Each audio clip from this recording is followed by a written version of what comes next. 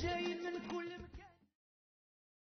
voudrais, mes amis, avec l'aide d'Hachem, vous raconter une histoire qui est extraordinaire, qui s'est passée la veille de Hoshana Rabbah. La veille de Hoshana Rabbah, j'ai fait une tournée. Alors Hachem, j'ai dit, c'est Hoshana Rabbah, c'est la veillée. Alors, j'ai fait une tournée, faire des cours de Torah à gauche et à droite. Et j'arrive à Ra'anana vers 3 heures du matin. Il y avait un monsieur qui vient chez moi et me dit, Rabbi David, je voudrais une bracha pour mon frère, ça fait 11 ans qu'il n'a pas d'enfant. Ce monsieur-là, il prie chez nous de temps en temps. Et je voudrais une autre bracha, si c'est possible. Et je suis accusé de quelque chose que je n'ai pas fait. Alors je voudrais une bracha pour que je peux prouver que j'ai rien fait. Malheureusement, on va m'arrêter pour des choses que j'ai pas fait. C'est un ami qui a fait tout ce qu'il a fait, et il lui manque à avouer la vérité. Mais il veut pas dire ni oui ni non. Alors, à cause de ça, malheureusement, je risque d'être impliqué pour ça. Si tu es au Hoshana Rabbah, me dit Rabbi David, ce soir, il y a Abraham, Isaac, Yaakov, Moshe, Aaron, David, les tzadikim. Eh bien, ce soir, ils sont là pour aider Am Israël. Ils sont là. On dit qu'au Hoshana Rabbah, c'est la veillée de la signature. On termine les Yamim Noraim, on termine Rosh Hashanah, Kippour et Sukkot en beauté. Avec quoi? Avec une Teshuvah. Hoshana, c'est le jour de la Teshuvah. C'est comme ça qu'on finit. On finit avec la Teshuvah. Dans le cas qu'on n'a pas bien fait Teshuvah pendant de Rosh Hashanah à Hoshana Rabbah, donc on peut récupérer Hoshana Rabbah. Et Hachem, il nous pardonne. Et c'est pour ça qu'on dit Pitkataba.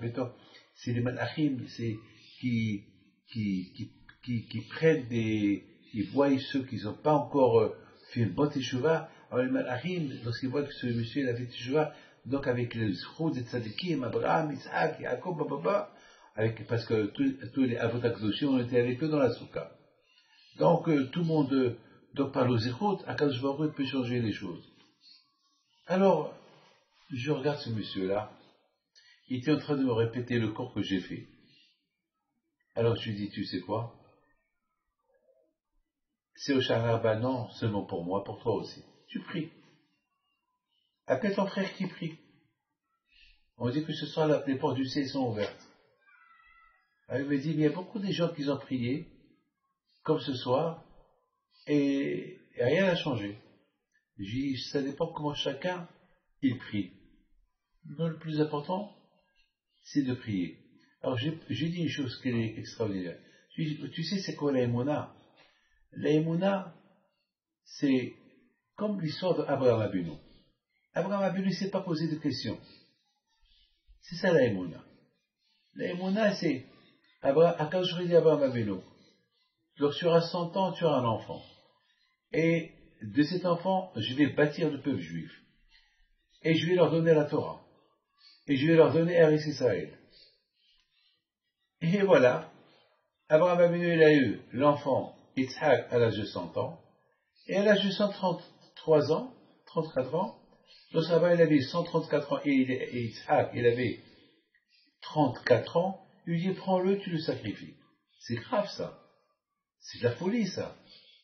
Alors ça veut dire, il n'y aura plus d'Israël, toutes les promesses de Eretz Kenaan qu'il a promis à Abraham, il n'y aura plus le peuple juif, et il n'y aura plus rien. Ça veut dire que tout va être enterré par terre. Et qu'est-ce qu'on a vu? Abraham Avinu alav shalom, Il a fait aucune remarque. Il a accepté. Il ne s'est même pas posé de questions. Ce qui m'a rendu le plus fou, c'est que on a vu qu'Abraham, il n'a même pas dit à Sarah ce qu'il allait faire. C'est écrit, Vaïshkev Abraham Baboker. Abraham, il se réveille le matin, et il dit rien à Sarah. Sarah, la pauvre, elle n'était pas au courant. Abraham, il dit à Sarah, prépare la valise. Je vais prendre Yitzhak à l'Yeshiva. Et lui prépare la valise. Et voilà, ils partent. Attends une seconde. Mais Abraham, quelle garantie il a que Yitzhak va accepter le sacrifice? Quelle garantie il a? Très bien. Kol hakavod. Abraham, ça va. Tu as fermé ton cœur. Tu n'as rien dit à ta femme. Tu as fermé ton cœur. Tu prends ton fils pour le sacrifier. Très bien. Bon, ça en ce qui te concerne à toi. Mais en ce qui concerne Yitzhak, est-ce que tu lui as demandé son avis, s'il va accepter ou pas? Et s'il te fait une surprise, au moment que vous arrivez là-bas, n'oubliez pas que Yitzhak, il avait 34 ans, il était fort. Abraham, il était vieux, et on ne va pas le forcer à être sacrifié. Hachem, il n'a pas demandé qu'on force Yitzhak à le sacrifier. Non. Parce que Yitzhak, il va se débattre, il va se bagarrer, il va recevoir un coup, il va être pas saoul, il va avoir un défaut, on ne peut plus le sacrifier. Parce qu'on ne peut pas sacrifier un sacrifice où il y a un défaut. Alors, quelle garantie il a Abraham, Abinu, que Yitzhak, il va accepter être le sacrifice? La réponse, mon fils, mes enfants, c'est que Abraham Abinu alav shalom, la raison pourquoi Kashvou il l'aimait, parce qu'Abraham Abinu, il a ancré chez son fils l'amour d'Hachem. Il lui a raconté qu'il a été une fois déjà sacrifié à Okazdim. Los Nimrod, il a dit à Abraham, ou tu te prosternes devant moi, autant que Dieu, ou je te tue. Et Abraham lui a dit, tu peux me tuer, moi je me prosterne uniquement devant Akadosh Baruch Hu. Pas devant toi. Pour moi, toi, tu es bidon, tu es rien du tout. Non, pas devant toi. Et Abraham Abinu alav shalom, il a été jeté au four de Kasdim, un four inimaginable, un four des centaines de mètres de feu, parce que Nimrod, il voulait être certain que Abraham, il va bien brûler, il n'y aura plus de souvenirs d'Abraham, et voilà la bataille. Abraham n'est pas mort, le miracle. Donc Abraham, il a raconté à Yitzhak, voilà mon histoire. Et tout le monde peut le confirmer, parce qu'Eliezer était présent.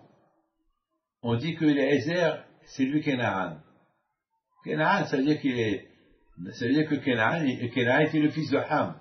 Et Ham, donc ça veut dire que Kénaan, il avait quelques centaines d'années, il était très très vieux Kénaan. Donc, l'histoire d'Abraham Abinu au four de Kasdim, tout le monde la connaît. Il n'y a pas un qui ne la connaît pas. Donc, Yitzhak Abinu, il a bien écouté cette histoire.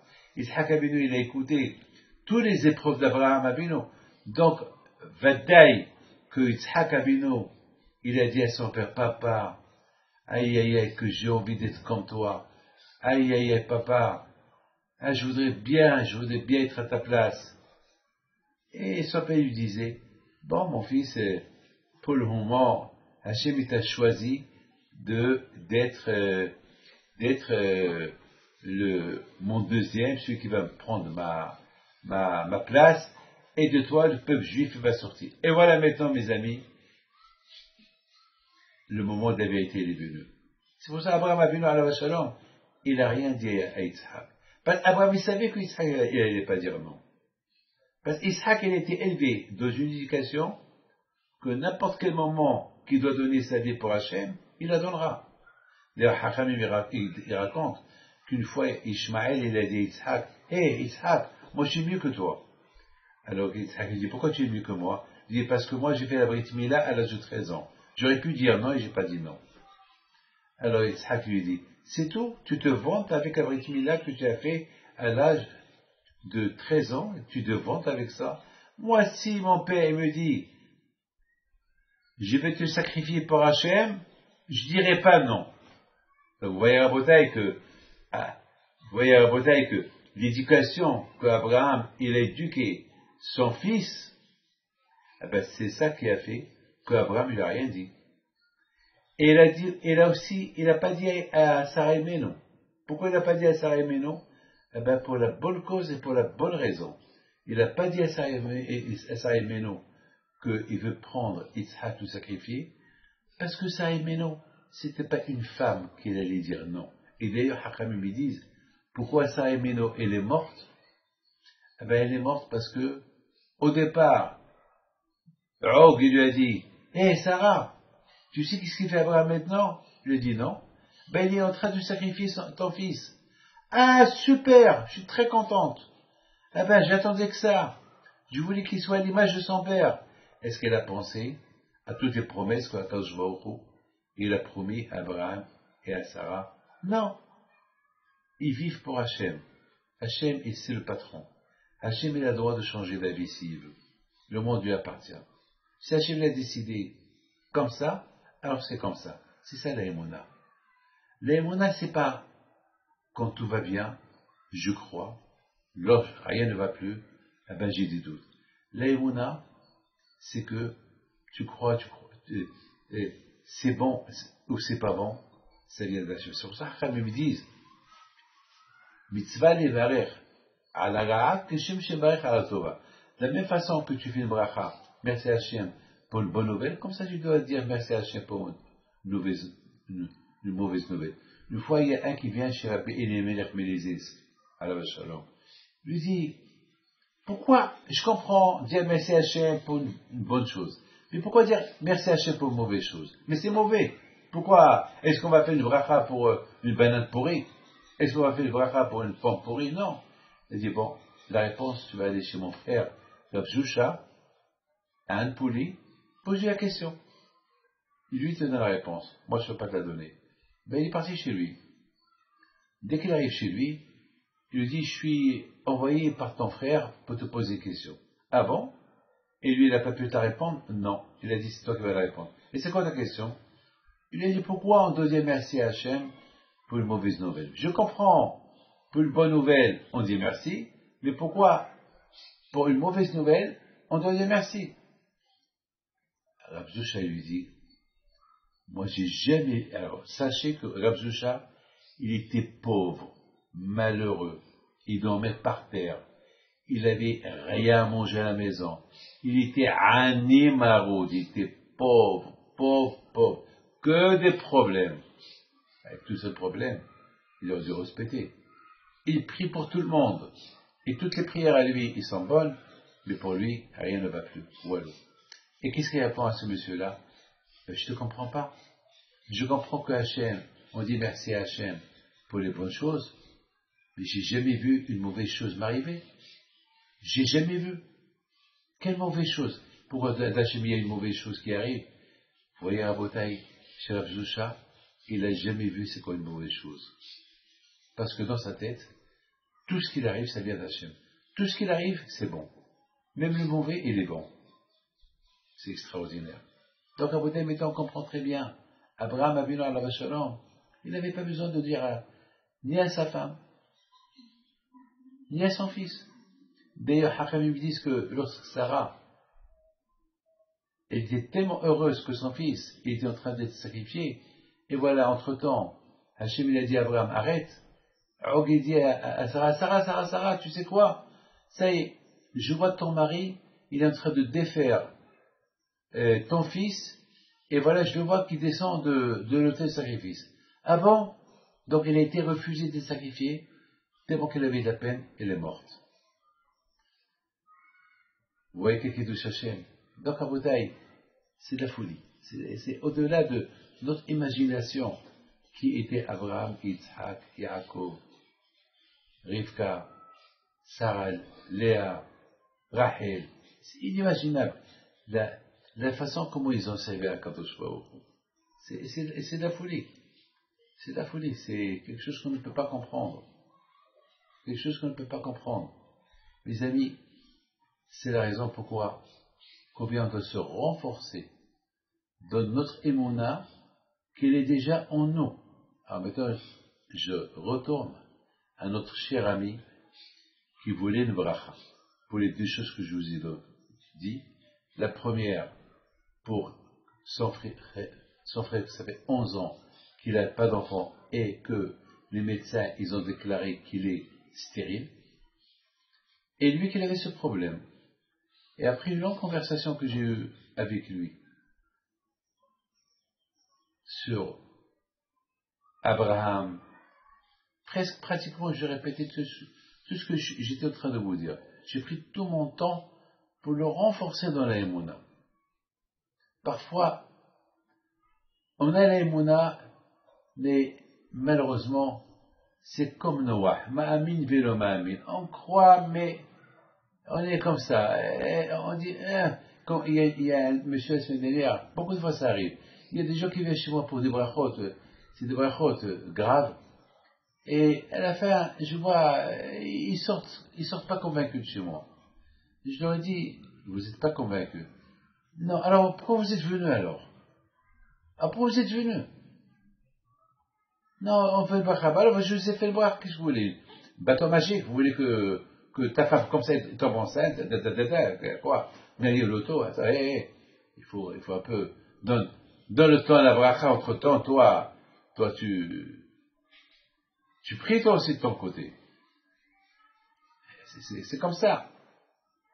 Vous voyez, mes amis, qu'Abraham Avinu, lorsqu'il a commencé à faire, lorsqu'il a entendu que sa femme elle est morte, il est venu pour lui faire le respect, mais il n'a pas pleuré. Il a pleuré un peu. Il a pleuré. Il y a des commentaires qui disent, on ne pleure pas pour une vieille. C'est pour ça qu'il n'a pas beaucoup pleuré. Mais quand même, c'est sa femme, vieille ou pas vieille, c'est sa femme. Il y a plein de raisons. Mais la raison pourquoi il n'a pas pleuré, Abraham Avinu, il a préféré parler. Parler bien. Qu'est-ce qu'il a fait dans sa vie? Il a voulu dire à tout le monde qu'il était aussi associé au sacrifice de Yitzhak. Il a dévoilé le secret. Hachem m'a testé.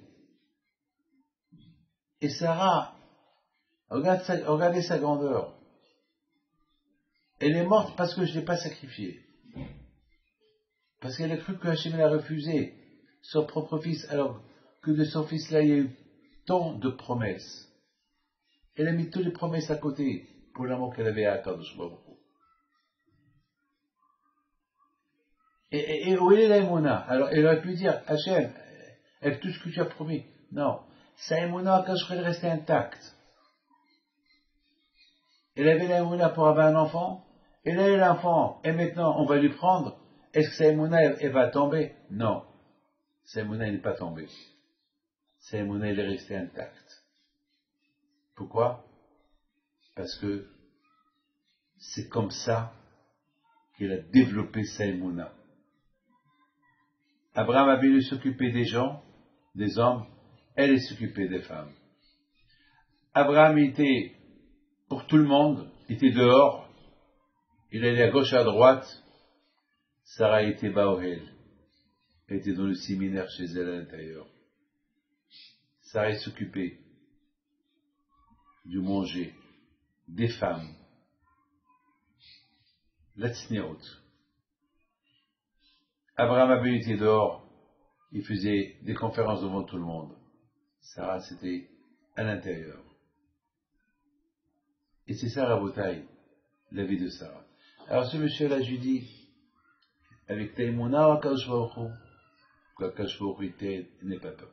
Rabotaï, Shabbat dernier, il vient, il était avec notre ami Marc Taïeb, et voilà, je vois de loin qu'il souriait. J'ai pas compris pourquoi il souriait. Je croyais qu'il souriait à quelqu'un d'autre. Mais après, je veux que c'était à moi qu'il souriait. Donc après la prière, je l'appelle, je lui dis, dis-moi, tout va bien? Il me dit, Rabbi David, je comprends pas. Je lui dis quoi?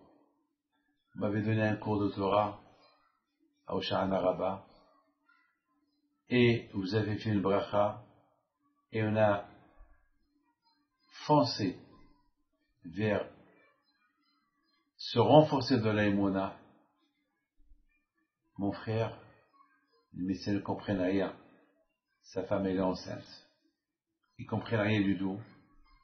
Ils ont les analyses qu'ils lui ont fait. Son corps fonctionne normal. Il n'est pas stérile. Ils ne comprennent pas. Ils ne comprennent pas. Très bien, j'ai rien dit. Et quant à mon problème, j'ai été convoqué. On m'a dit que l'ami, il a avoué tout. Parce qu'ils ont trouvé, la police centrale a trouvé des preuves. Donc, il n'y avait rien, aucun lien avec moi. Au Hachem, dès que je suis parti chez eux, ils m'ont dit, va, ton dossier est fermé, il est classé. Et excusez-nous de la souffrance que tu as souffert pour rien. Nous, on ne pouvait que faire le travail. Mes amis, c'est la folie ce que je vous dis. C'est ça l'aïmouna. C'est ça, mes amis, l'aïmouna. Vous savez, en ce moment que je vous parle, il y a un monsieur Benabou, de l'autre qui est là, que sa maman était gravement malade. Il ne savait pas aller à Paris, ne pas aller à Paris, aller à Paris, ne pas aller à Paris pour voir sa mère. Il m'a dit hier, Rabbi David, est-ce que on peut lui ajouter un nom? J'ai dit non.